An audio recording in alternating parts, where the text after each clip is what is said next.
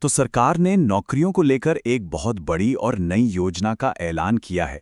आज हम इसी योजना की परतें खोलेंगे और समझेंगे कि इसका नौकरी करने वालों और नौकरी देने वाली कंपनियों दोनों के लिए आखिर मतलब क्या है।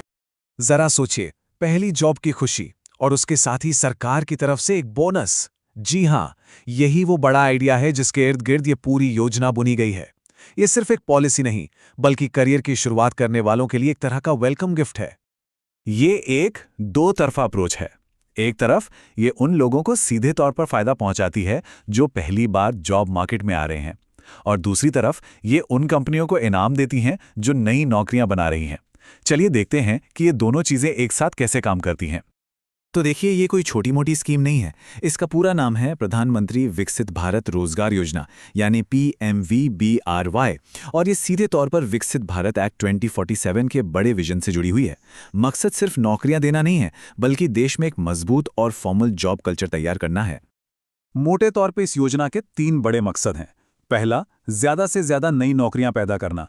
दूसरा, जो लोग अभी तक असंगठित क्षेत्र में काम कर रहे थे उन्हें संगठित यानी फॉर्मल सेक्टर में लाना, जहां उन्हें EPFO जैसी सोशल सिक्योरिटी मिले। और तीसरा, लोगों की स्किल्स को बेहतर बनाना ताकि वो जॉब मार्केट में लंबे समय तक टिके रह सकें। अच्छा, थ्योरी तो समझ आ गई, पर असल में इसका फायदा किसे और कैसे मिलेगा? तो सबसे पहले बात करते हैं उन युवाओं की जो अपना करियर शुरू कर रहे हैं। तो सबसे पहले यह समझना जरूरी है कि फर्स्ट टाइमर कौन है। स्कीम के हिसाब से फर्स्ट टाइमर वो कर्मचारी है जिसका पहले कभी EPFO में पैसा जमा नहीं हुआ हो और जो इस योजना के दौरान नौकरी शुरू करता है। मतलब ये उनकी पहली फॉर्मल जॉब होनी चाहिए। ये एलिजिबिलिटी की सबसे पहली और सबसे जरूरी शर्त है। और जो लोग इस शर्त को पूरा करते हैं उन्हें सरकार की तरफ से 15,000 रुपये तक का वन टाइम इंसेंटिव मिलेगा। सोचिए, पहली सैलरी के साथ ये रकम किसी भी नए प्रोफेशनल के लिए एक बड़ा सहारा हो सकती है। लेकिन ये पैसा एक बार में नहीं मिलेगा। इसके पीछे भी एक सोच है। पहली किश्त, जो कि 7,500 रुपए तक की हो सकती है, वो 6 महीने लगातार नौकरी करने के बाद मिलेगी और बची हुई रकम 12 महीने पूरे होने पर दी जाएगी। हाँ, पर उसके लिए एक फाइनेंशियल लिटरेसी कोर्स भी पूरा करना होगा। यानी सरकार ये पक्का करना चाहती है कि लोग नौकरी में टिके रहें। तो एक बार फटाफट देख लेते हैं कि जरूरी शर्तें क्या-क्या हैं। ज्वाइन करते समय सैलरी 1 लाख रुपए महीने से कम होनी चाहिए। EPFO का नया मेंबर होना जरूरी है। UAN का फेस ऑथेंटिकेशन होना चाहिए। और हाँ, दूसरी किश्त के लिए फाइनेंशियल लिटरेसी कोर्स करना ही होगा। चलिए, कर्मचारियों की बात तो हो गई, पर कोई भी योजना तब तक कामयाब नहीं हो सकती जब तक कि कंपनियां नई भर्तियां करने के लिए आगे ना आए। तो अब देखते हैं कि नौकरी देने वालों के लिए इस स्कीम में क्या खास है। यहाँ एक बहुत ही दिलचस्प बात है। कंपनियों को जो इंसेंटिव मिलेगा वो सीधे सीधे कर्मचारी की सैलरी से जुड़ा है। जैसा कि इस टेबल में साफ दिख रहा है, कंपनी जितनी ज्यादा सैलरी वाली नौकरी देगी, सरकार से उसे उतना ही ज्यादा इंसेंटिव मिलेगा। ये एक तरह से कंपनियों को बेहतर सैलरी पैकेज देने के लिए प्रोत्साहित करने का तरीका है। और समय सीमा में भी एक खास बात है। जहां बाकी सभी सेक्टर्स की कंपनियों को ये इंसेंटिव 2 साल के लिए मिलेगा, वहीं मैन्युफैक्चरिंग सेक्टर को ये फायदा पूरे 4 साल के लिए दिया जाएगा। इससे पता चलता है कि सरकार का इस सेक्टर पर कितना ज्यादा फोकस है। तो फायदे तो साफ हैं, पर यह योजना असल में लागू कैसे होगी?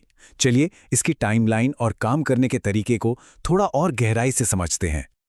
तारीखें बिल्कुल साफ हैं। ये योजना 1 अगस्त 2025 से शुरू होगी और कंपनियों के पास नए कर्मचारियों को इस स्कीम के तहत रजिस्टर करने के लिए पूरे 2 साल का वक्त होगा, यानी 31 जुलाई 2027 तक। अच्छा, कंपनियों के लिए बेसलाइन शब्द को समझना बहुत जरूरी है। ये वो शुरुआती आंकड़ा है जिससे नई नौकरियों की गिनती की जाएगी। अगर कोई पुरानी कंपनी है तो उसके लिए बेसलाइन पिछले 12 महीनों के कर्मचारियों का औसत होगी, और अगर कोई बिल्कुल नई कंपनी है तो उसके लिए बेसलाइन का आंकड़ा 20 कर्मचारी रखा गया है। और जैसा कि हर बड़ी सरकारी योजना में होता है, इसमें भी कुछ जरूरी नियम और शर्तें हैं। इन्हें समझना बहुत जरूरी है ताकि स्कीम का फायदा सही लोगों तक पहुंचे और इसका कोई गलत इस्तेमाल ना हो। योजना को पारदर्शी रखने के लिए कई कड़े नियम हैं। जैसे, जिन कंपनियों के खिलाफ EPFO की कोई जांच चल रही है वो इसका हिस्सा नहीं बन सकती। और धोखाधड़ी को रोकने के लिए सरकार आधार, इनकम टैक्स और GST जैसे कई डेटाबेस को एक साथ इस्तेमाल करेगी ताकि हर चीज पर नजर रखी जा सके।